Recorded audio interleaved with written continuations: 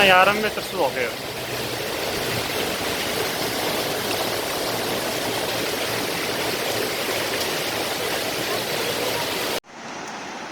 Allahu Ekber, Allahu Ekber.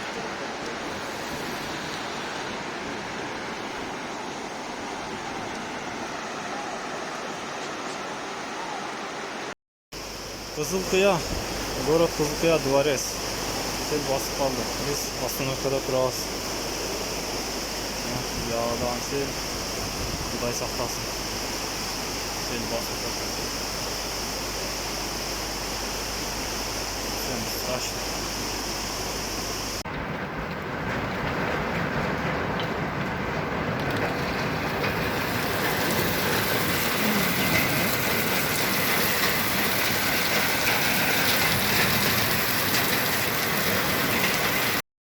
Биздин Курманжан YouTube каналына жазылганда лайк басканды унутпаңыздар. Коңгуроону басып биздин видеолорду биринчилерден болуп көрүңүздөр.